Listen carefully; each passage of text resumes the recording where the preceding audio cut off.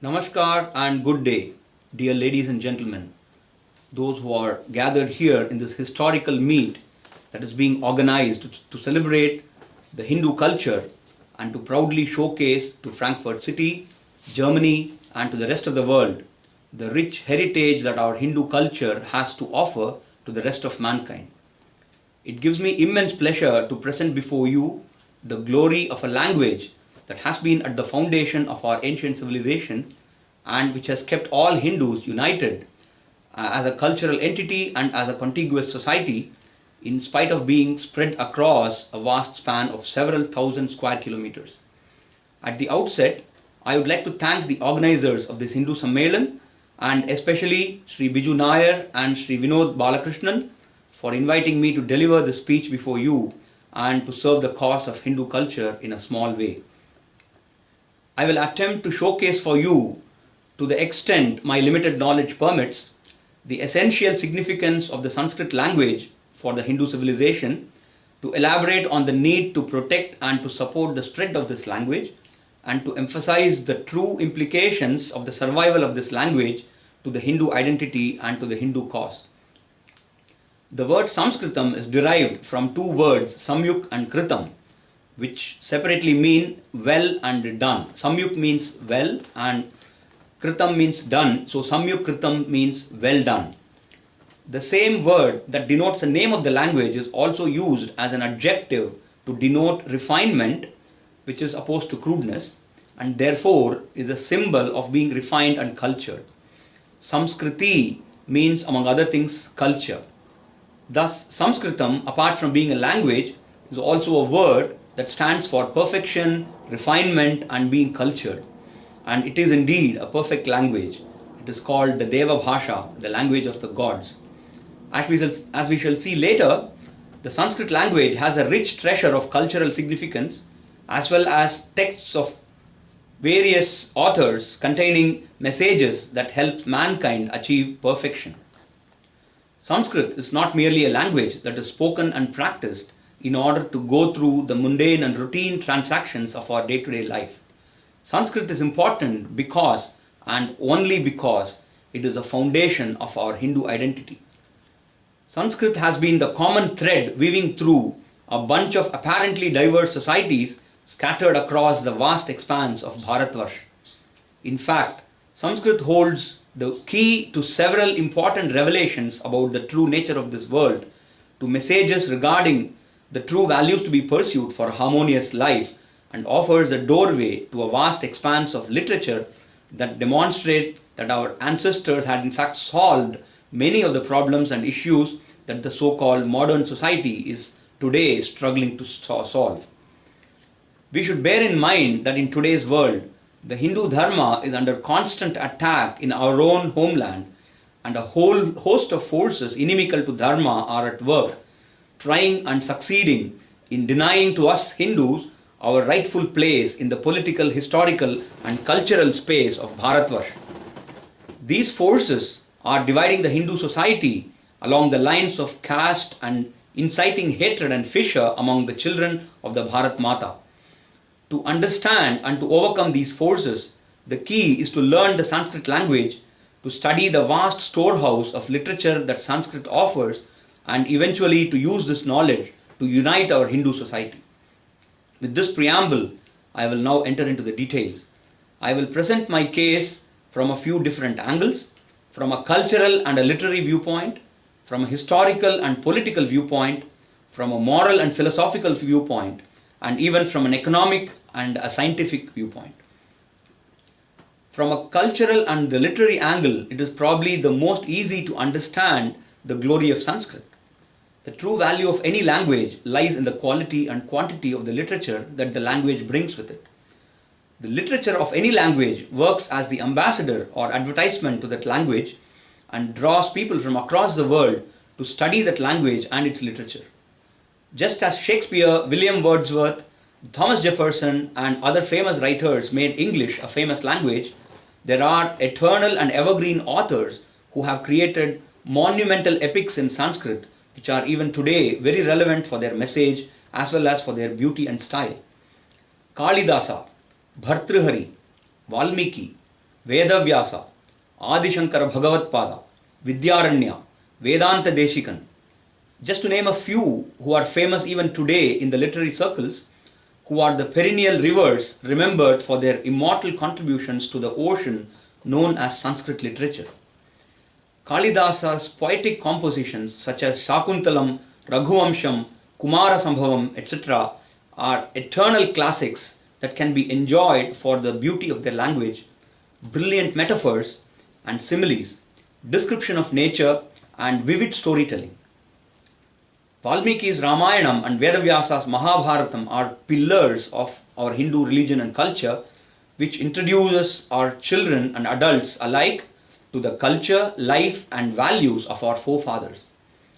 Bhartrihari is another legend who wrote several compositions, of which Niti Shatakam and Vairagya Shatakam are like beacons of light in any era, for they show the path of righteousness and enlightenment. All of these compositions and many thousands more by other well-known as well as forgotten authors can give the readers not only the pleasure of fine literature but also impart invaluable knowledge in moral principles and ethics. India, the land of Hindus, is the most ancient surviving civilization, which dates back to at least 12,000 years, if not longer. The Hindu civilization, which flourished on the banks of the Sindhu and Saraswati rivers, and which later spread to the Gangetic plains, and much later to the peninsular India, and which at one time stretched from Syria in the west to Cambodia, Sumatra and Java in the east and southeast, has long had a tradition of transmitting its history orally and not through written records. It is for this reason that one does not find many written artifacts relating to the very early periods of its history, and therefore one should look for authentic historical information only through the orally transmitted literature. The Vedas, consisting of the Rig, Yajur, Sama and Atharvana Vedas, the Upanishads, the Smritis and the Puranas and the Itihasas, all of which are part of that oral tradition of our history and culture, are all composed in the Sanskrit language. Thus, anyone who is not literate in Sanskrit is deprived of the benefit of learning first-hand the history of our ancient and glorious civilization. One may ask, why is it so important to know one's history? The reasons are very compelling. We are all familiar with the modern-day phenomenon of the CV or the resume, which narrates a person's personal track record. When one applies for a job, the person's CV acts as a record of the person's personal track record, and for this reason, we all take extreme care in maintaining our personal CV very accurately.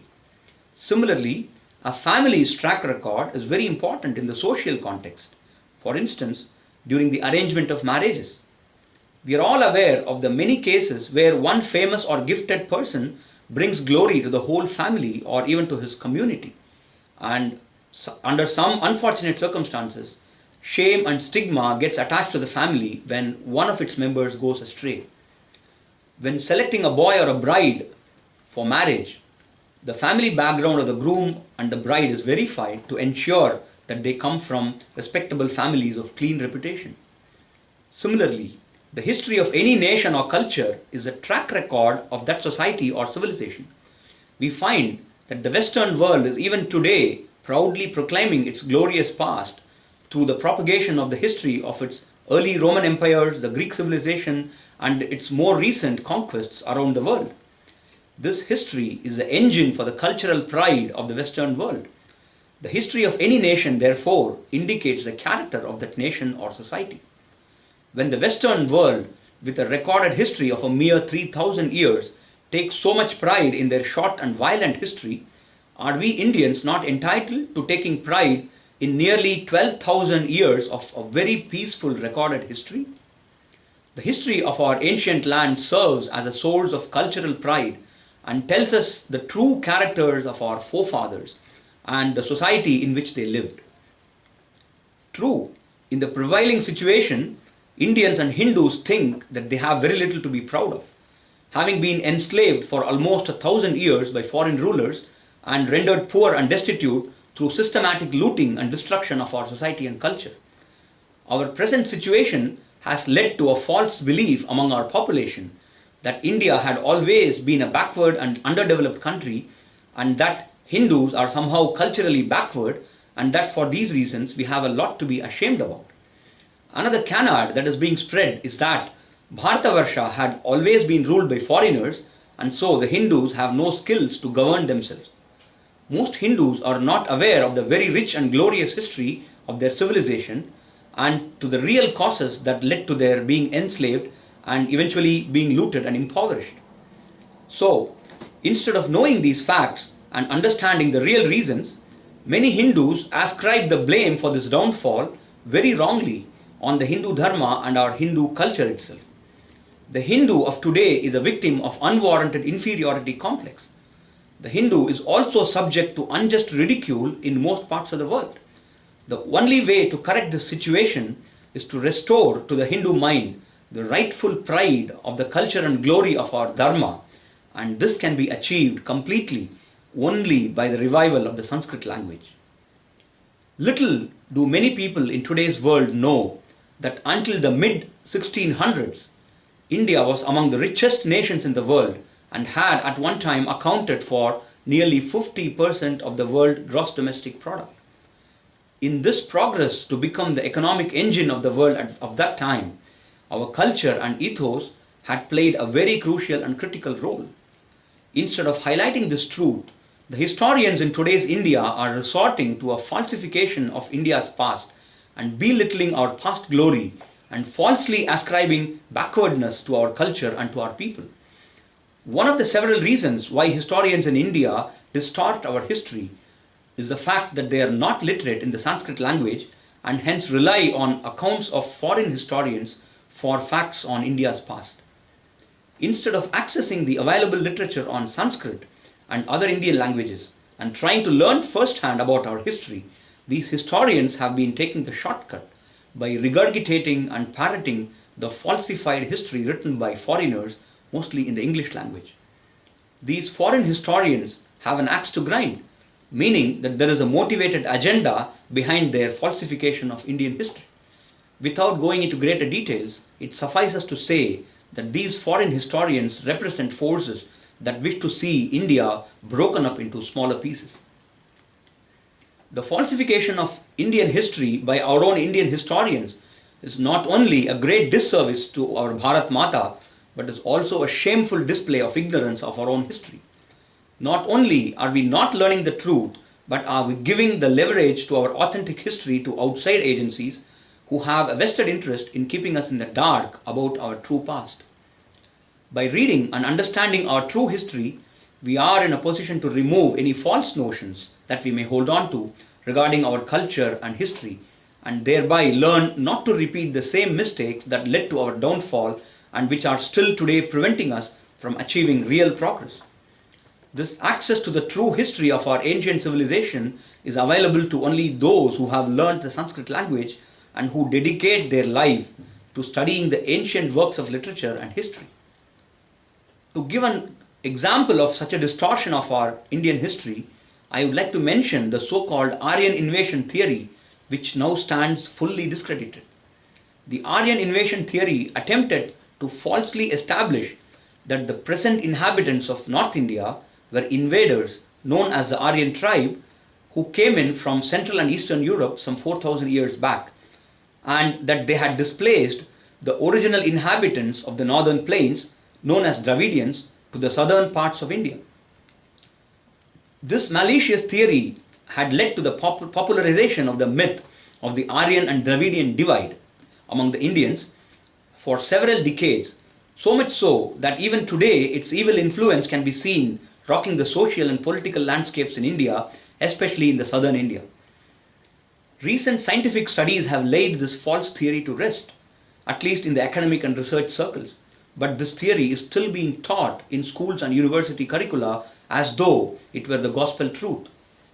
Forces inimical to India's unity and integrity, operating within and outside India, have a vested interest in keeping this false theory alive. It is a duty of every patriotic Indian to dislodge this false theory from public memory and consign it to its rightful place, which is the garbage heap.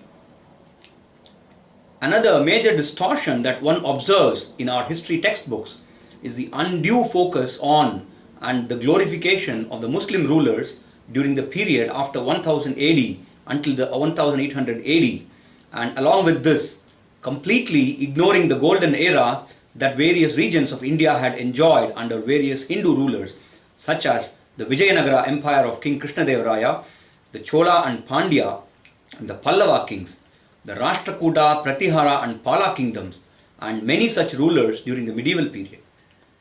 The very negative portrayal of Shivaji Maharaj, who is treated in these textbooks merely as a regional chieftain, is also part of this mischief. The glorious battles and victories registered by brave warriors such as Rana Sanga, Rana Pratap, Prithviraj Chauhan, etc. are all either given only a cursory mention or completely ignored. On the other side, the barbaric treatment meted out to the majority Hindu population, the reign of terror, loot and plunder, and the regular dose of mass murder of innocent civilian population, all too often accompanied by forced mass conversion of the Hindu population to Islam, all carried out by the Muslim rulers over a long period of 700 years, is completely backed out, and the period of their rule is somehow portrayed as a golden era of Indian history. A Sanskrit poem known as the Madhura Vijayam, written by Princess Ganga Devi of the Vijayanagara Empire, for instance, describes in vivid detail the atrocities committed by the Muslim Sultan of Madurai on the local population, and in the later parts of this poem describes the valorous battle that the Prince Kampanaraya fought to overthrow those barbarians and to liberate Madurai from the clutches of Islam. Another notable work in Sanskrit is the Rajatarangini, written by Kalhana. It's a beautiful account of the history of Kashmir. These are just a few samples of the hundreds of such literature available from that period. Krishnadevaraya himself is known to have been a Sanskrit scholar and has written several beautiful poems and works of literary significance. His court also had several famous scholars of that time who had made memorable contributions, some of which are Madalasa Charita, Satyavadu Parinaya, Rasamanjari and Jambavati Kalyana. In contrast to such a glorious medieval history, many current Indian historians are of the shameful view that the Muslim and British conquest of India was actually good for the Indians, and they somehow justify the loot, plunder and misrule of the British and Muslim rulers through several such specious arguments. All such textbooks which are currently being taught in schools and colleges end up giving the impression and even the conviction that India did not have good and strong enough indigenous kings to protect and rule over the land. To sum it up, from the historical perspective, Indians will do well to come in contact with their true history, which is possible only by going to the very source, which is the rich literature available in Sanskrit. Let us now turn our attention to the topic of health, diet and lifestyle. Our modern lifestyle today renders all of us exposed to enormous amounts of stress as well as pollution. All of this has a deleterious effect on our health. There are many new diseases today which do not have a proper, complete cure. The so-called modern medicines, which most of us are forced to take refuge to, administers generous doses of a very powerful yet harmful chemical drugs in the name of medicines. And these drugs have several unknown side effects which cause many further health-related problems over the long run. We also suffer from several health complications, both physical and mental, that are directly related to our hectic lifestyle and unhealthy diet pattern. All of these emphasize the importance of the role of lifestyle and diet in ensuring a harmonious and healthy life that comes with a sound mind residing in a sound body. The Sanskrit language has plenty of literature that addresses all these three aspects. The lifestyle-related issues, together with stress management and achieving peace of mind, are the focus of Vedanta, also known as the Upanishads. And the topic of diet and physical fitness, as well as the treatment of illnesses, is dealt with in the books relating to Ayurveda and Yoga Shastra. In the Upanishads, we not only find very practical guidance on how to lead a virtuous and truthful life in harmony with nature and within the societal structure of the times. We also find answers to several scientific questions that modern science is still struggling to solve. Through the doctrine of Karma Yoga, the Upanishads and the Bhagavad Gita provide a clear roadmap for pursuing the life of a householder while at the same time avoiding the ethical and moral conflicts that one encounters along the way.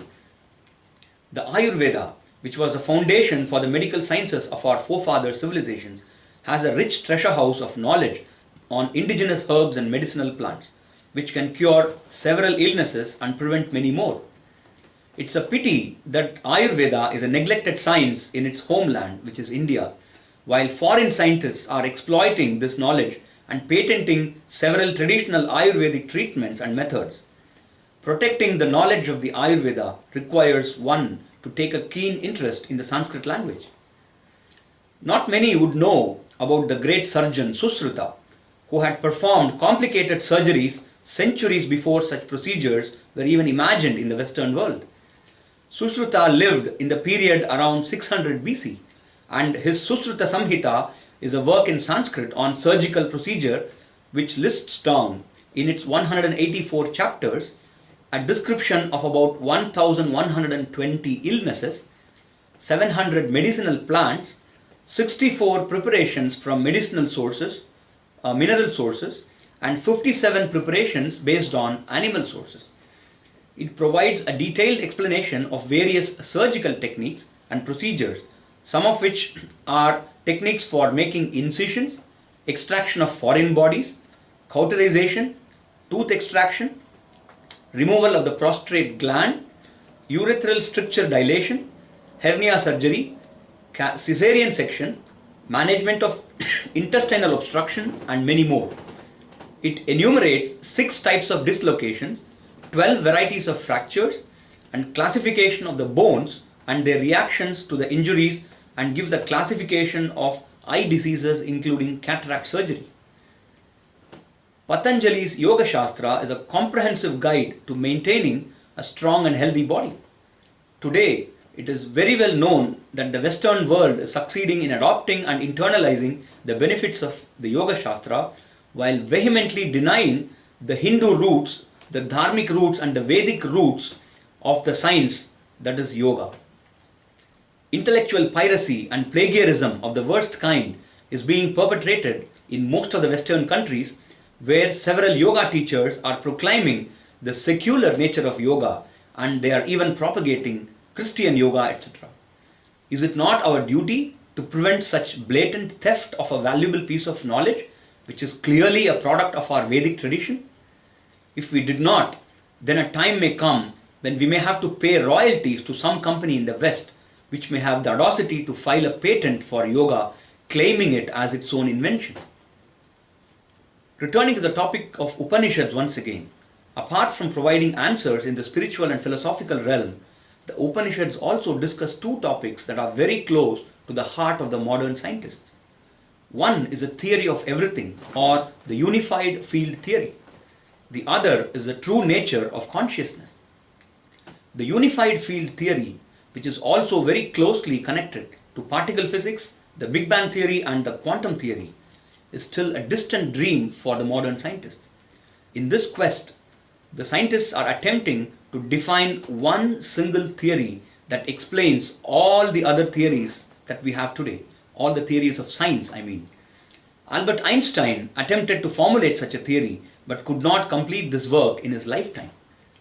The Upanishads, on the other hand, have already answered these questions and have explained in several texts and through several chapters what is this unifying force or entity which explains everything that we see around us in this cosmos. However, hardly any of today's scientists have the humility or the vision to read the Upanishads, to understand what it says, and to accept it. Not a small part of this vanity is due to the Western world's arrogant attitude that a poor and backward country like India cannot have the answers to such sophisticated questions. Unfortunately, most of us Indians also accept this viewpoint without challenging it. If only we had taken care of the Sanskrit language and kept the Upanishads and their teachings as our mainstream knowledge system, we would have had the leadership position in the sphere of abstract science and philosophy today in the world. Another area where modern science has not found the answer is the true nature of human consciousness. The Western viewpoint is still centered on the paradigm that consciousness is a property of the physical body, and the Western scientists subscribe to the view that once the body perishes, the consciousness also perishes along with it. Our Vedanta has turned this belief on its head and has proven, almost several thousands of years ago, that consciousness is an independent entity that is neither a product nor a property nor a part of this physical body. This is in fact the most fundamental teaching of the Vedanta and is the cornerstone of our entire dharmic teachings. Again, the vanity of the Western scientists is preventing them from exploring this possibility and let alone accept it as truth. It is not my case that we should go begging at the Western world to accept our viewpoint. On the other hand, if we Indians, if we Hindus studied this body of knowledge and sincerely stood by it and practiced every line of it, we will be a very different nation. We will be a very dharmic country. We can rid our country of all corruption and scams and other evils that currently plague us. We can achieve pinnacles of development and progress not just in materialistic terms, even in other non-materialistic terms such as quality of life, happiness, and mental as well as physical health. In fact, this is exactly what Swami Vivekananda had attempted to do during his short span of life. Now I would like to turn our attention to the field of science and mathematics. Our ancient India had several learned and accomplished mathematicians and astronomers, some of whom can be named as Aryabhatta, Brahmagupta, Bhaskara, Varahamihira, Panini, etc. Bhaskara had written his classic work called Leelavati, which was written in Sanskrit, and it's a testimony to the mathematical scholarship prevailing in ancient India. It is now an acknowledged fact that much of what is known to the Western world as Arab contribution to the mathematics are actually Indian contributions which found their way to Europe through Arabs who were then trading with India. The decimal system, the place value system, both of which form the cornerstones of modern mathematics and without which modern mathematics would have been impossible, are both contributions of our ancient Indian mathematicians. Indian scholars invented the concept of zero and combined this with the place value system, which is essentially the concept of the digits, and this makes it possible to add and multiply very, very large numbers. Indians had a concept of and a definition of infinity long before any other civilization could even conceive of such a concept as infinity. Ancient Indian mathematicians were already dealing with and working with very, very large numbers of the order of magnitude of 10 raised to the power of 60, and this was as early as the times of Panini and Aryabhatta. Bhaskara is reputed to have computed the value of pi, 22 by 7, the ratio that we use normally in geometry. He has calculated the value of pi to the accuracy of about 10 decimals in an era that did not have any calculators or even logarithmic tables. Aryabhatta was also reputed to have postulated that the earth was a globe and that it revolved around the sun, and he had even calculated the circumference of the earth rather accurately. In fact, Aryabhatta's calculations were far more accurate than and predates Ptolemy's calculations of the size of the earth. And in fact, Ptolemy's size was based on the flat earth concept. Ancient Indians had perfected their astronomical observations and calculations to such an extent that they were able to accurately predict many celestial events such as transition of planets from one zodiac to another, as well as the exact date and start and end timings of solar and lunar eclipses. It was in ancient India that the concept of time being cyclic in nature was postulated and established. Unlike the Western world, which considers time to be linear, we in India have always held that time is cyclic, and therefore even the process of creation and dissolution is cyclic in nature. Only in recent decades, the Western scientific community is coming around to this viewpoint, as you can observe from the cyclic variant of the Big Bang theory. I would like to now talk about a little bit on the politics, economics, and society aspects of Sanskrit literature. In the field of political science, administration, and governance, Kautilya's Arthashastra is a classic on its own merit. This all-time classic describes in a great detail the duties of the king or the ruler, the duties of the ministers and other public servants, and lays down the strategic vision as well as the operational details to take care of the welfare of the people of a country, maintenance of internal security, maintenance of foreign relations, defense, espionage, and even macroeconomic and fiscal measures that will nurture the country over a long run. The Arthashastra is also a treatise on economic theory, and centuries before Adam Smith, Kautilya of ancient India had given us all an all-time classic on economic fundamentals. Vidura Niti is another great work that defines the virtues that a ruler should possess and the vices that he should avoid. It also lists down exhaustively the do's and don'ts for ordinary people to guide them in their normal daily life. The Vidura Niti is some kind of a practical handbook for politicians and administrators. In today's India, people have come to value only imported goods, imported lifestyle, and imported knowledge. Indians have sadly come to regard anything of Indian origin as inferior in quality or as old-fashioned and hence not fit for modern times. Little do we Indians realize that many of the solutions and approaches to solving problems and issues, as well as the values and morals that our ancestors have handed over to us, are truly time-tested and are capable of nurturing a very healthy and prosperous life for all of us. Instead of neglecting these treasures in our own backyard and looking to the West for guidance on even small things related to political doctrines, psychology, family management, etc., if our elite, politicians, role models of our society, and even common people alike could care to read the Arthashastra, the Vidura Niti, and many other such perennial sources of knowledge, our society and our political landscape and our very nation will wear a completely different look. At this point, one may be tempted to ask, so what? If there is so much of rich literature available in Sanskrit, then why can't we all just read the translations and benefit from them? Well, while this may be a valid argument for some, one may be tempted to ask then, would anyone read Shakespeare translated into Hindi? Or will reading Homer's Iliad be better in its original Greek or in any other translation? I would like to narrate here some benefits of the Sanskrit language that one may not ordinarily conceive of. A few years back, an experiment was conducted in India in some select villages in Madhya Pradesh and Karnataka by a group of Sanskrit scholars. School children were taught Sanskrit and were encouraged to speak in Sanskrit for their normal conversations. Sanskrit was also taught to the rest of the village through evening courses, and in a few months, the entire village was able to converse in Sanskrit. After a few months of achieving this conversational proficiency in Sanskrit, it was noticed that incidents of alcoholism dropped significantly, and the general social climate prevailing in the villages had improved very positively.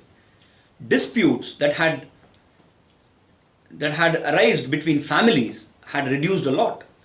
This experiment amply demonstrates that learning Sanskrit and speaking Sanskrit in one's day-to-day life actually reduces the criminal tendencies of a person and increases the quality of one's life. This shows that Sanskrit can bring many benefits if it is adopted as a day-to-day language to conduct our transactions. If one were to take a short-sighted approach, the point about translating these works may appear valid. However, the issue at hand is not merely benefiting from a set of profitable or resourceful ideas, but to imbibe the spirit and cultural flavor that comes with it. As the social experiment described above shows, adopting Sanskrit as our language of choice for day-to-day transactions could work wonders for us. If we as a country can adopt English, which is after all an imported language, as our link language, what prevents us from adopting Sanskrit as our link language? After all, most Indian languages are offshoots and children of Sanskrit language. In any endeavor, I would say, it is best to go to the very source of the truth and to experience it firsthand. This is not only a joyous journey in itself, but also brings with it several other benefits. Moreover, even for an accurate translation of the literature, a strong knowledge of the language is indeed necessary. At present, the financial support and patronage given to the Sanskrit language is so poor that in a few decades from now, there will hardly be any authentic Sanskrit scholars left in the country, or even on the face of the earth. If we Indians and Hindus are serious about restoring our culture and identity, restoring to our culture and to our identity its true place of glory in the world order, if we are serious about the world treating us with respect, then reviving and enriching the Sanskrit language is an imperative. For alone with the ancient wisdom that Sanskrit brings, can we find our feet and find the right values. In conclusion, I would just like to mention that we Indians are extremely fortunate that in addition to our biological mother, we have two more mothers to guide us and whom we in turn need to protect and to nourish. These two are the Bharat Mata, our motherland, and the Sanskrita Mata, the mother of all languages, at least the mother of all Indian languages. These two mothers are symbiotically interconnected, and the safety and well-being of one is a must for the safety and well-being of the other. So let us protect both the Bharat Mata and the Sanskrita Mata and keep both of them in a state of health. Bharat Mata ki Jai. Jai Hind. Vande Mataram.